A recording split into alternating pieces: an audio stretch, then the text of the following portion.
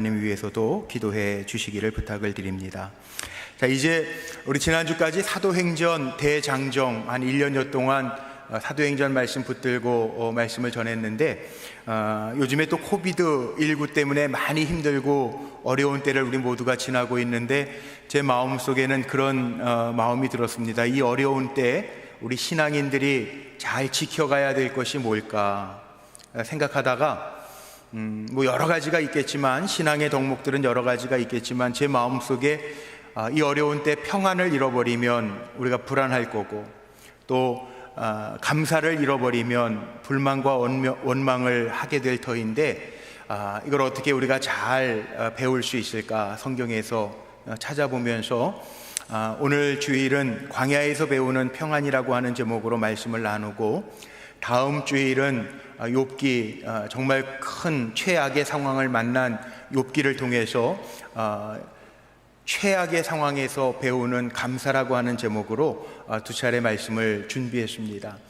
오늘 먼저 광야에서 배우는 평안이라고 하는 제목으로 하나님의 말씀을 전합니다.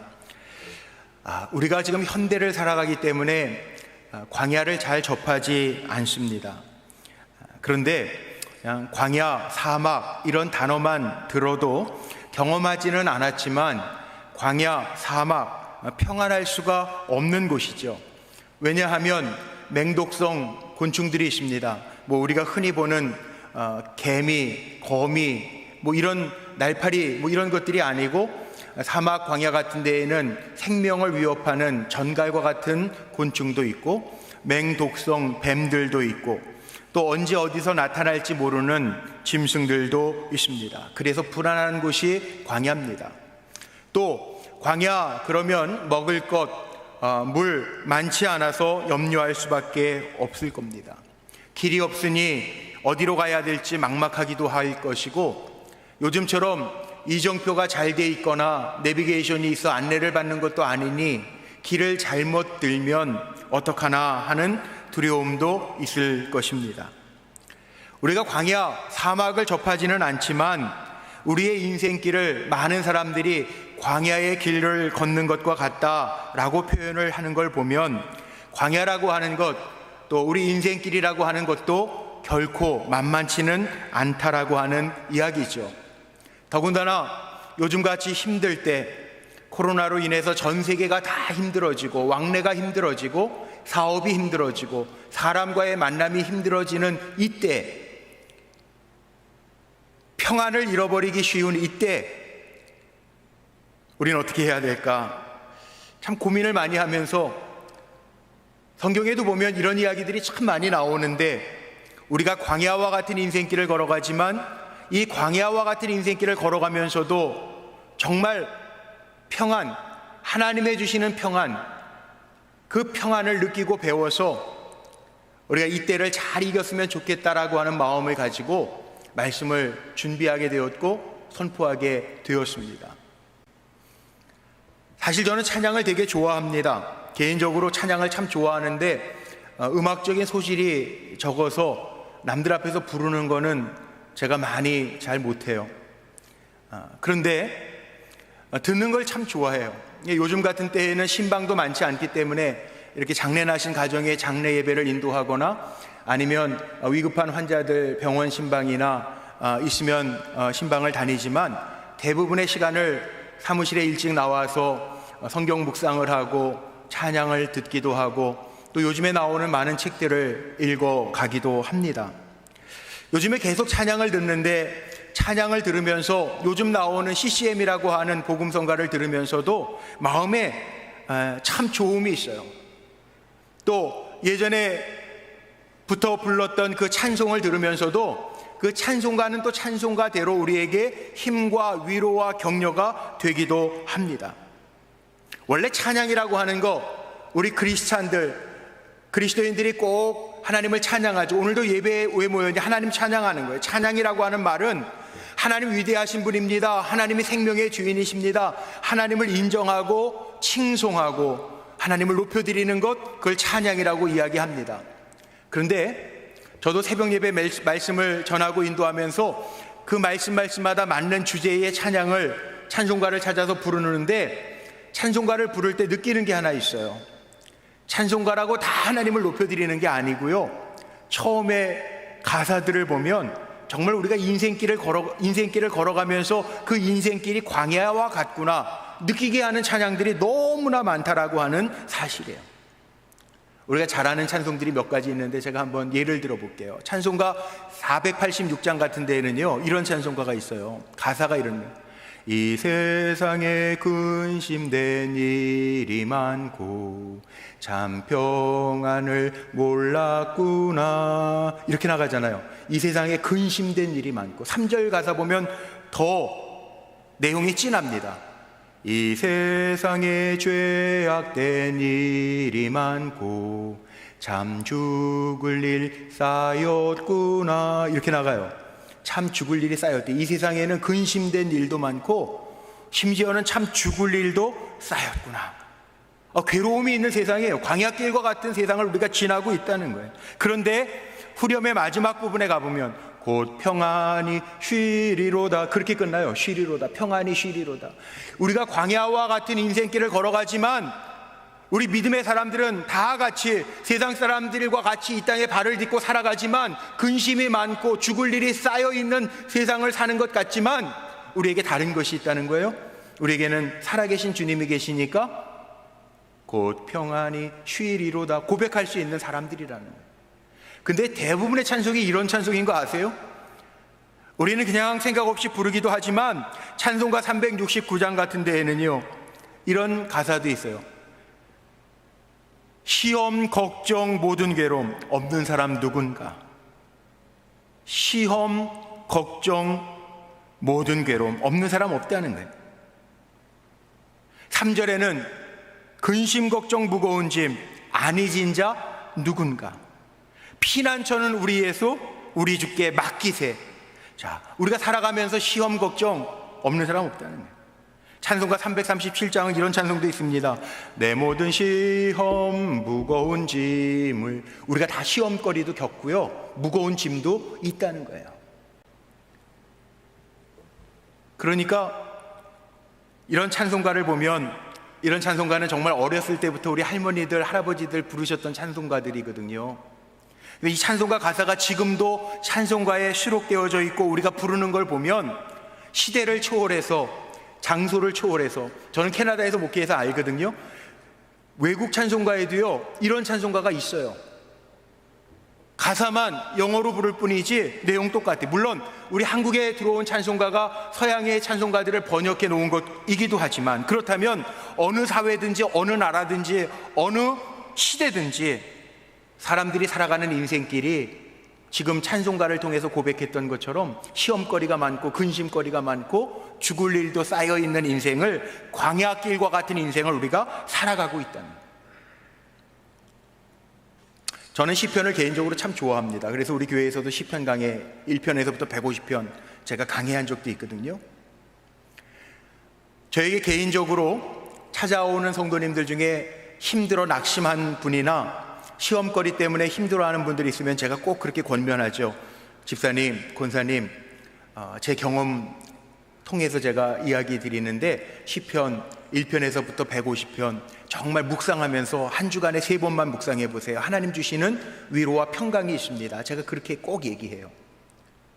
시편을 보면요, 보통 성경 66권 가운데 모든 성경들이 하나님이 우리 인간에게 주신 하나님의 말씀 그러는데, 시편을 읽어가다 보면 뭘 느끼게 되냐 하면, 시편은 사람들이, 이 땅에 사는 사람들이 하나님께 올려드리는 탄원시기도 하고 찬송시기도 하고 너무나도 힘들고 어려울 때 하나님 앞에 올려드리는 기도시기도 해요. 그래서 시편 150편을 분류할 때 탄식시, 찬양시, 고백시, 기도시, 그렇게 분류를 하기도 합니다.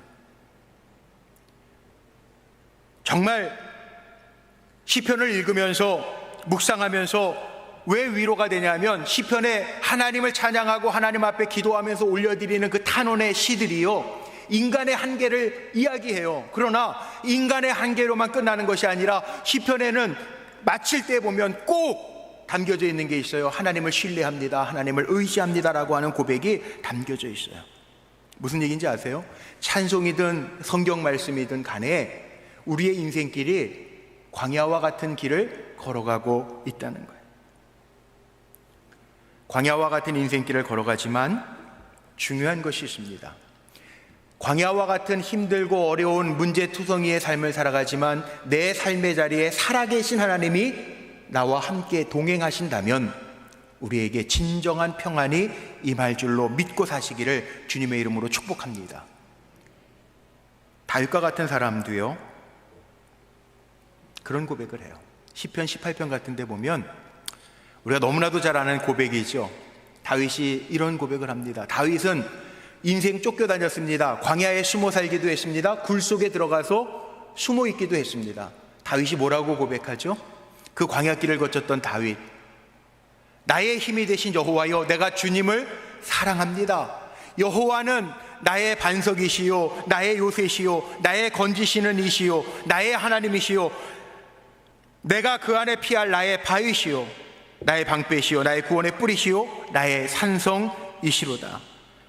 그리고 나서 나오는 말씀이 뭐예요? 내가 찬송받으실 여호와께 아뢰어 이를 때 하나님께 아뢰는다는 거예요. 하나님은 우리의 힘 되시고 광야길을 걸어갈 때 우리의 요새가 되시고 우리의 피난처가 되시고 우리의 산성이 되신다는 고백이죠. 오늘 이 어려운 때를 살아가는 저와 여러분의 고백이 이 고백이 되기를 소망합니다. 광야와 같은 길을 걸어가지만 하나님 우리와 함께 하시고 하나님이 바위가 되시고 피난처가 되어주신다면 평안할 수 있다는. 자, 오늘 본문으로 돌아가 볼게요. 너무나도 잘 아는 얘기예요. 출애굽 사건 때 하나님이 이스라엘 백성을 이끌어 가시는데 애굽의 종되었던 이스라엘 백성을 하나님이 인도하시는 그 하나님은 어떤 하나님이냐? 오늘 짧은 본문이지만 그 하나님은 17절 말씀 보세요. 우리의 마음을 아시는 하나님이에요. 17절에 이렇게 기록되어 있어요. 이 백성이 전쟁을 하게 되면 마음을 돌이켜 애굽으로 돌아갈까 하노라. 하나님 다 아시는 거예요. 이스라엘 백성은 전쟁에 능한 군사가 아니고 지금 400년 동안 애굽에 종살이 했던 사람들이에요. 밭 깔고 흙을 굽고 일했던 종들이에요. 전쟁하면 도망갈 수밖에 없는 약한 종들이에요. 하나님 그 마음을 아셨다고요. 그래서 그들을 인도하실 때 광야길로 인도하시는데 전쟁을 하게 되면 블레셋 지름길도 있는데 블레셋 군사들과 만나게 되면 애굽으로 도망갈 줄 그 마음을 다 아십니다. 하나님 너무나도 잘 우리를 아시는 하나님이에요. 우리가 요즘에 힘들고 어려운데 나만 어렵다고 나만 아프다고 그러지 마시고요, 나를 알고 계신 하나님이 계신 것으로 인하여 평안해지시기를 주님의 이름으로 축복합니다. 하나님 어떤 하나님인 줄 아세요? 하나님 인도하신 하나님인데 가장 정확하게 인도하신 하나님. 18절 말씀해 보니까 하나님이 광야길로 돌려 백성을 인도하심에 하나님 너무나도 잘 아시기 때문에 가장 정확하게 맞게 인도하시는 하나님은 맞춤의 하나님이에요. 한 사람 한 사람 다 동일하게 그렇게 하시는 게 아니라 이 사람 다르고 저 사람 다른 거, 하나님 우리가 다른 거 다 아세요. 그래서 하나님은 맞춤식으로 가장 정확하게 나를 나보다 더 잘 아시기 때문에 가장 정확하게 인도해 주신다는 거죠. 그리고 19절 말씀해 보세요. 얼마나 위로가 되는 말씀인지 몰라요. 요셉이요, 이스라엘 백성에게 다시 하나님의 약속하신 땅으로 올라갈 것을 죽을 때 명했던 것, 그 얘기를 하면서 했던 게 나오죠. 19절에 보세요. 하나님이 반드시 너희를 찾아오시리니, 반드시 너희를 찾아오시리니. 하나님은 우리가 힘들고 어려워 탄식하고 부르짖을 때 반드시 우리를 찾아오시는 좋으신 하나님이신 것 기억하시기를 바랍니다. 그러니까 우리의 신앙생활은요, 정말 중요한 게 뭐냐면 어디에 있느냐가 중요한 거 아니에요. 다 똑같아요. 인생은 어느 시대에 사느냐 그것도 중요한 거 아니에요. 다 비슷해요. 성경에 나오는 이야기가 오늘 우리하고 적용이 돼요. 찬송가가 우리 할머니 때 부르던 찬송가가 우리 시대에 적용이 돼요. 인생이 다 똑같아요. 신앙생활은 내가 어디에 있느냐, 어느 시대를 사느냐, 그것이 중요한 것이 아니고, 장소나 시간대가 중요한 것이 아니고, 내가 지금 하나님과 같이 있느냐. 어려운 때 지나지만 정말 축복합니다. 내가 어느 자리에 있든지 어느 시대를 살든지 어제나 오늘이나 동일하신 하나님 나와 함께 하셔서 그 하나님이 나를 아시고 그 하나님이 나를 이끌어 주시고 그 하나님이 나를 찾아와 주셔서 그 하나님으로 인하여 평안을 누리는 우리 성도님들 되시기를 주님의 이름으로 축복합니다. 찬송가가 다 그래요. 인생을 살았던 사람들이요, 그 인생이 얼마나 힘들고 어려웠는지 그 인생을 경험하며 고백한 게 찬송이더라고요. 우리 요즘에는 191장 1절만 설교 마치고 우리 축도하기 전에 파송 찬송합니다. 그런데 이 바로 전에 313장 스페포드라고 하는 사람이 1873년에 작사한 곡에다가 곡을 붙여서 만든 노래, 우리 1절 이거 부르고 파송했던 거 기억나시죠? 불과 몇 달 전인데 거기에 뭐라고 나옵니까? 내 평생 가는 길 순탄하여 늘 잔잔한 강 같든지 큰 풍파로 무섭고 어렵든지 내 영혼 편하다. 내 영혼 평안해. 우리 그 찬송 1절 꼭 불렀잖아요. 근데 그 스페포드라고 하는 사람도요, 원래는 시카고의 아주 유명한 변호사여서 부자였습니다. 물론 1800년대 사람이니까 자녀들도 많이 낳았어요. 그런데 일남 4녀 가운데 첫 아들 성홍 열병으로요 잃었습니다. 아들을 잃고 너무 속상해서요, 아내하고 딸들은 영국으로 이민 보내려고 배를 태워서 아주 큰 프랑스 배를 태워가지고 미국에서부터 영국으로 보냈어요. 그런데 몇 주 지나가지고 급보를 받았습니다. 배가 풍랑을 만나 파손했는데 다 자녀들 죽었어요. 그런데 당신의 아내만 구조됐습니다라고 하는 기가 막힌 소식을 듣습니다. 얼마나 기가 막힐까요? 그 상황을 경험하고 지은 시가 곡이 된 것이 이 노래예요. 내 평생에 가는 길 순탄할 때도 있고 변호사로서 잘 나갈 때도 있었지만 큰 풍파로 무섭고 어렵든지 간에 얼마나 큰 풍파예요. 자녀들 다 잃었단 말이에요. 큰아들, 아들 하나밖에 없는 건 열병으로 잃고, 딸 넷은 엄마랑 좀 좋은 데 가서 살라고 이민 보냈는데 배가 파손돼서 다 죽어버리고 기가 막히죠. 그런데 큰 풍파로 무섭고 어렵든지 내 영혼 편하다, 내 영혼 평안해, 내 영혼의 평안해, 이 고백을 합니다. 그런데 우리는 이렇게 찬송하지만요, 찬송가에 보면 무슨 얘기가 나오는지 아세요? 해설 찬송가에 보면 이 이야기에 근거가 하나 나오는데 그 근거 가운데 이런 이야기가 있습니다. 이 스페포드가 이렇게 고백하게 된 데에는 자기가 정말 좋아서 다 자녀들을 잃고도 내 영혼 편하다, 내 영혼 평안해, 평안해 그렇게 된 것이 아니라 어느 날 너무나 낙심하여 하나님을 찾고 부르짖으며 기도하는데 하나님이 명하셨다는 거예요. 뭐라고 명하셨느냐? 내 영혼 괜찮어, 내 영혼 괜찮어, 내가 함께 하잖아, 넌 그렇게 고백해야 돼. 그리고 저희의 마음을 감동하셔서 그렇게 고백하게 되었다는 거예요. 그냥 순종한 것밖에 없다는 거예요. 자, 우리의 인생도 마찬가지예요. 스페포드만 그렇습니까? 성경에 나오는 다윗과 같은 사람만 그렇습니까? 아니에요. 우리에게도 광야가 있어요. 광야가 어떤 곳인가? 광야가 어떤 곳인데 우리가 광야에서 평안을 배워야 하는가? 오늘 그 짧게 세 가지만 얘기할게요. 첫 번째는요, 광야가 어떤 곳이냐 하면 하나님 주시는 평안, 샬롬, 위로부터 주시는 평안을 얻기 위하여 꼭 거쳐야 하는 곳이 광야라는 거예요.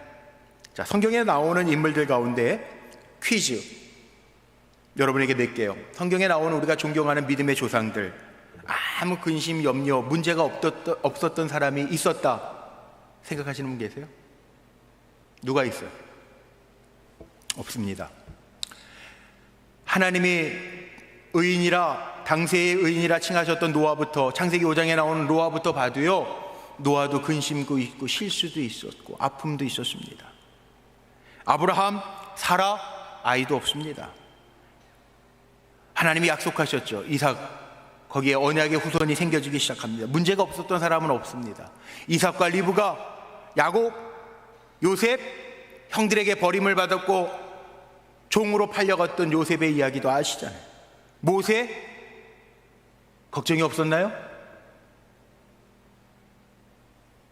여호수아, 다윗, 성경에 나오는 어떤 인물도 염려와 걱정과 근심이 없었던 사람은 아무도 없습니다.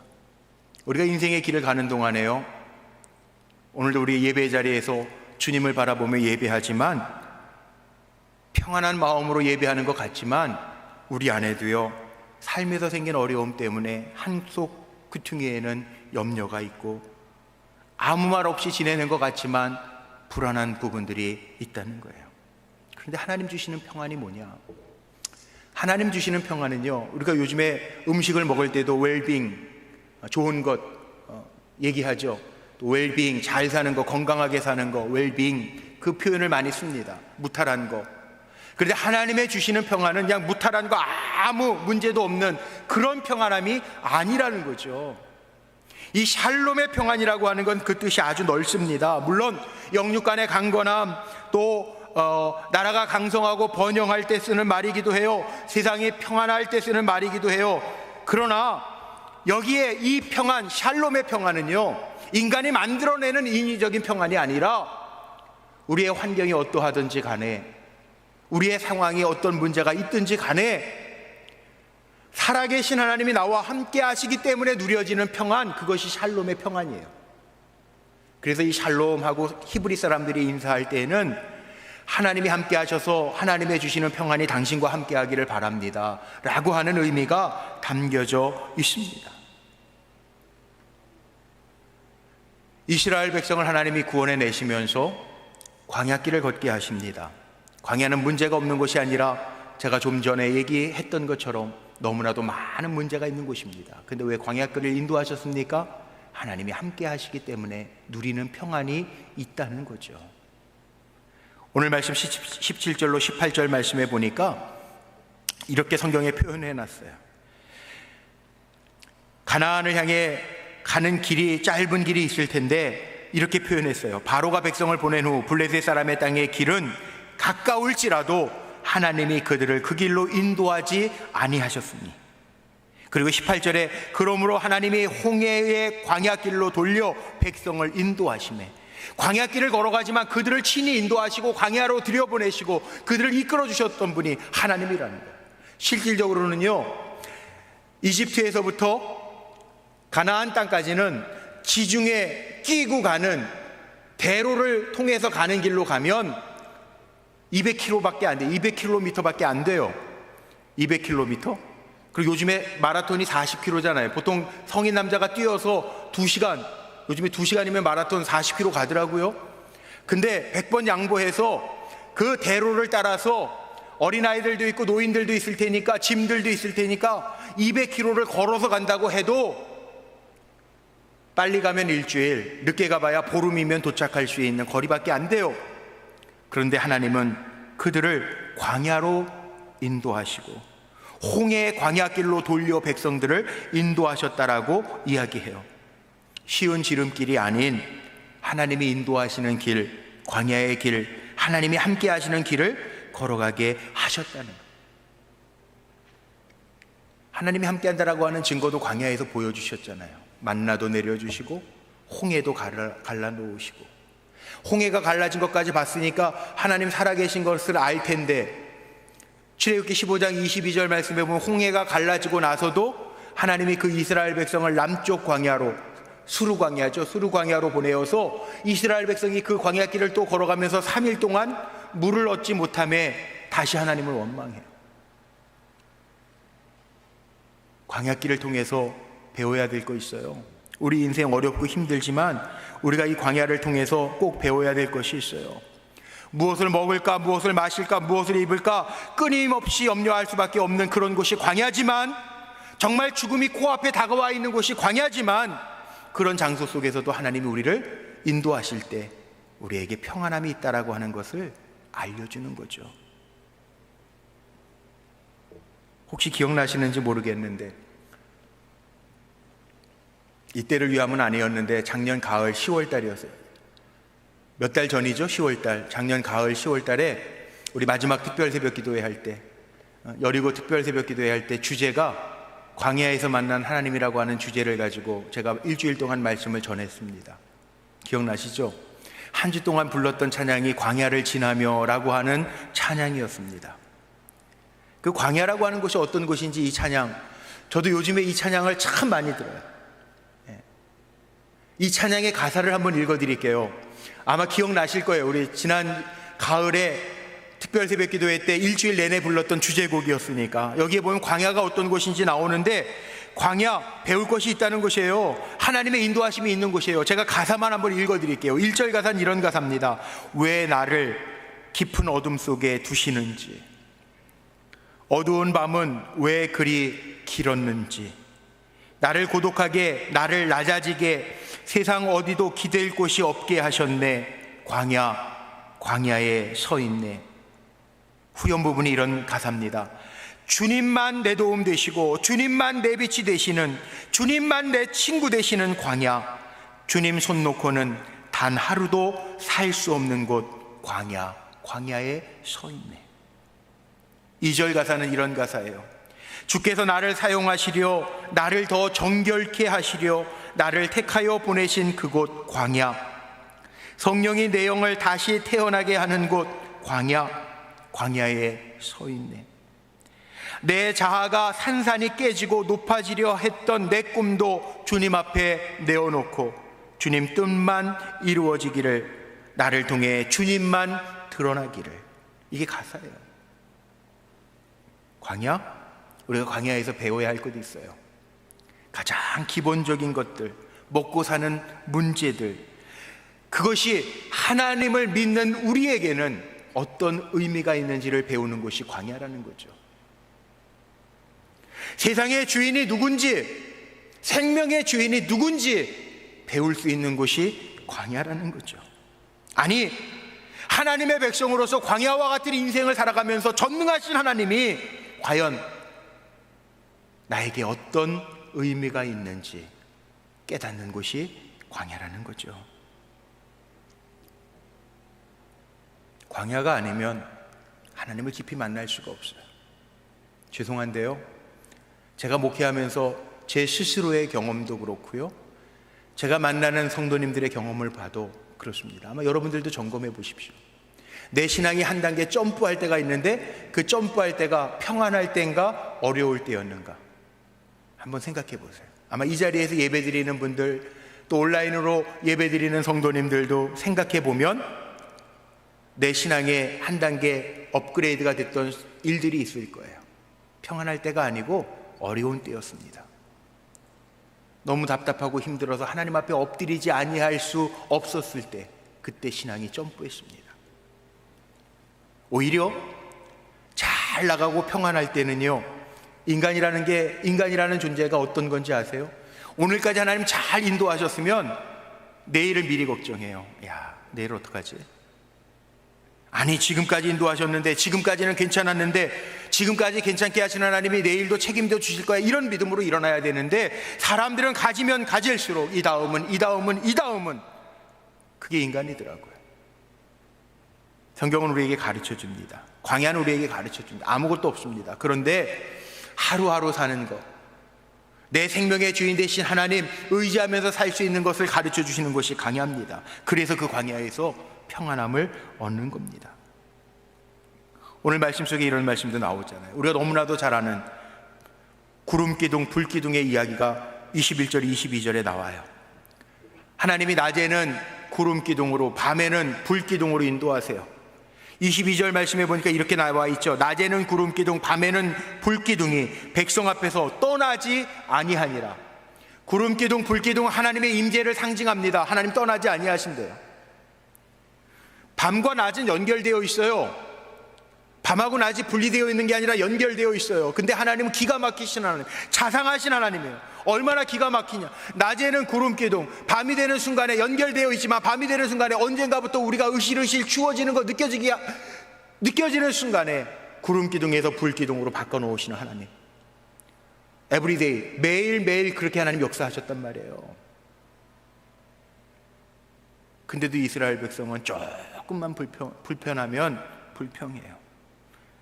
하나님 얼마나 적절하게 잘 이끌어 주시는데, 기가 막히게 계속 쉬지 않고 일하고 계시는데, 하나님 극심한 고통 중에서도 불기둥, 구름기둥으로 한 차의 오차도 없이 이끌어 주시는데, 거꾸로 하나님이 심통이 나가지고, 야, 니네 원망해? 알았어, 내가 구름기둥하고 불기둥하고 바꿔놓지.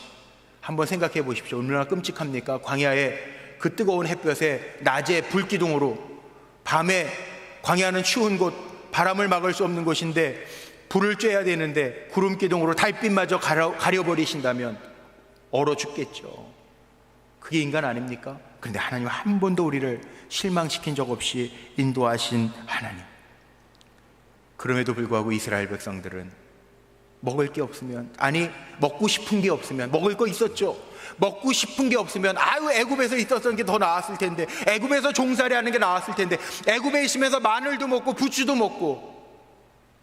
이게 이스라엘 백성 아니에요? 아닙니다. 정말 그렇습니까? 아닙니다. 이스라엘 백성들이 죽겠다고, 더 이상 종살이 못하겠다고 하나님 앞에 탄식해서 출애굽기 2장에 나오는 것처럼 하나님이 그 고역의 탄식의 소리를 들으시고 인도해 주신 거잖아요. 평안 어디에 있어요?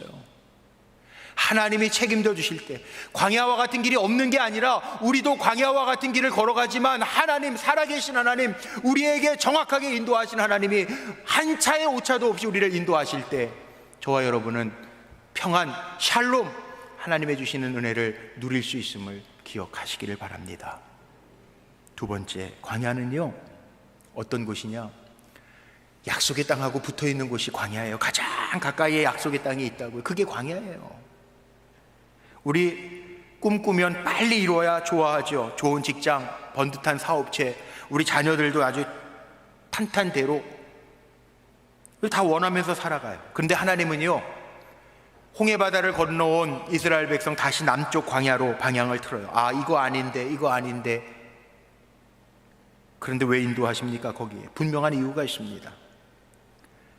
하나님이 광야를 통해서 약속의 땅을 주시기 위해서 우리가 놀랍게 변화되어야 할 일들이 거기에 있기 때문에 광야로 인도하신. 우리는요 간단해요. 하나님 앞에 예 하면 돼요. 하나님 앞에 예. 어떤 길을 가든지 하나님 우리와 함께 하신다고 약속하셨으니까 예 하고 하나님 순종하면 그 길이 어렵고 울퉁불퉁하고 힘들어도요 하나님 인도하시면 거기에서 오는 평안이 있다는 거죠. 어느 책에서 읽은 글인데 재밌는 글이 하나 있더라고요. 우리가 보통 고속도로 갈 때 옆에 길 대로로 이렇게 쫙 차선이 그려져 있지 않고 옆에 조금 틈이 있는 길을 갓길이라고 이야기합니다.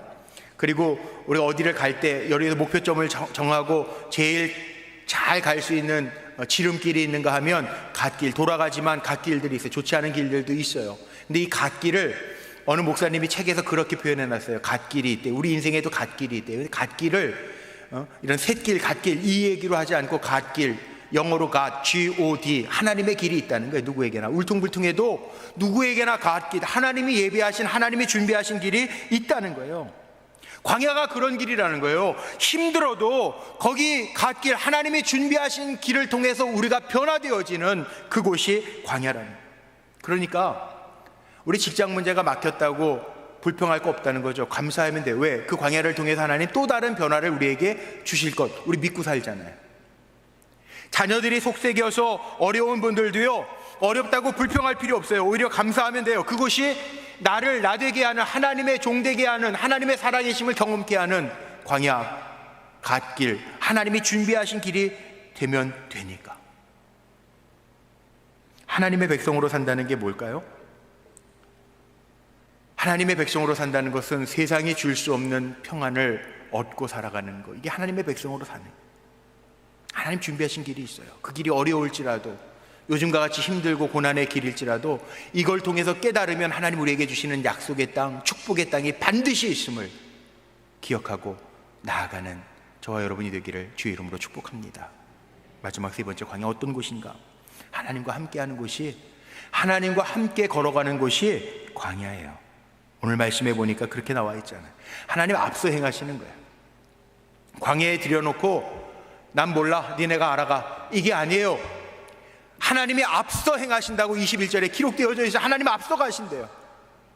하나님이 이미 앞서 가시고 구름기둥, 불기둥을 통해서 하나님 떠나지 아니하고 우리와 늘 함께 하시는 길이라고 하는 것을 보여주는 곳이 광야라는 거예요. 그런데 우리는 하나님이 안 보이니까 구름기둥, 불기둥이 하나님 떠나지 않게 하나님의 임재를 상징하고 하나님 함께하고 계시는데, 우리 지금까지 하나님 함께 하셔서 여기까지 왔는데 우리는 어떤 줄 아세요? 출애굽기 보면 모세가 하나님 만나러 시내산에 올라갑니다. 하나님의 법을 가지고 내려옵니다.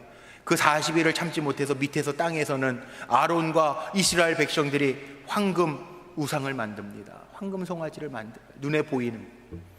눈에 보이지 아니하는 하나님 믿는 게 아니라 당장 눈에 보이는 거 만들어서 그게 우리의 신이다. 그게 올무가 되잖아요. 무슨 얘기예요? 광야라고 하는 곳은요, 보이지 않아도 하나님이 함께 우리와 걸어가고 계십니다. 우리가 요즘에 힘들어도요, 하나님 다 아세요? 그 아신 하나님이 아는 것으로 끝나는 게 아니라 우리와 함께 지금도 걷고 계심을 기억하시기를 주님의 이름으로 축복합니다. 이스라엘 백성들이 땅 밑에서 황금 송아지 만들 때 하나님이 시내산에서 모세에게 준 첫 번째 계명이 뭐예요? 다 아셔요. 하나님, 나 외에 다른 신 두지 마. 이게 첫 번째 계명이에요. 나 외에 다른 신 두지 마. 밑에는 황금 송아지 만드는 거 다 아세요. 우리가 이 어려운 때 어떤 마음을 가지고 가는지 하나님은 다 아세요. 우리 어려운 때 약삭 빠르게 이렇게 하나만 더, 한 번만 더, 에이 뭐 하나님도 이 어려운 거 아실 텐데, 하나님의 백성답게 살지 못하는 거 내려놓으라는 거예요. 그것이 더 세상의 우상이 더 평안하게 하는 것이 아니라는 거죠. 광야에서 정말 조심해야 될 것은 눈에 보이지 않아도 하나님 우리와 함께 하심을 믿고 나아갈 때 보이지 아니하지만 하나님의 주시는 가장 완전한 평안이 우리에게 있음을 기억하며 사시기를 주님의 이름으로 축복합니다. 이제 말씀 마칩니다. 대한민국 성도들이 가장 좋아하는 성구 1위가 시편 23편이에요. 시편 23편 1절 말씀에 보면 이런 말씀이 있습니다. 여호와는 나의 목자시니 내게 부족함이 없으리로다. 4절에는 이런 말씀이 있죠. 내가 사망의 음침한 골짜기로 다닐지라도 해를 두려워하지 않을 것은 주께서 나와 함께 하심이라. 주의 지팡이와 막대기가 나를 안위하시나이다.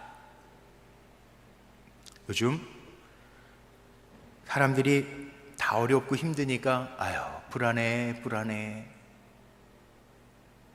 교회도 불안해. 그래서 뭐 감염수칙 강조가 교회에만 내려져서 속상하기는 해요. 뭐 어떤 분들은 이 세상에 참 평안이 어디 있겠어 그러는 분들도 있어요. 맞아요. 요즘에 개인적으로, 가정적으로, 교회적으로, 사회적으로, 국가적으로, 세계적으로 다 어려워요. 근심 걱정 끝날 날이 없어요. 그렇다고 우리가 그래도 믿음의 백성들인데 이 어려운 때를 지나면서 평안을 잃어버리고 불안해해서 되겠습니까? 광야와 같은 길을 걸어가지만 하나님 우리에게 보여주신 말씀을 통해서 깨닫게 하시잖아요. 보이지 않아도 내가 너와 함께하고 있다. 내가 알고 있어. 내 마음을 알고 있어. 내가 인도하고 있어. 내가 찾아와서 지금도 내 곁에 있어. 말씀하시잖아요. 구름기둥 불기둥이 떠나지 아니하잖아요. 지금도 여전히 그 하나님은 돌아가신 하나님이 아니라 지금도 그 하나님은 이 광야길을 걸어가는 우리에게 인도하시고 찾아오시고 힘주시는 하나님이신 줄로 믿습니다. 그 하나님 안에서 이 어려운 때를 지나지만 광야와 같은 길을 걷지만 하나님의 주시는 평안을 누리는 저와 여러분이 되시기를 주님의 이름으로 축복합니다.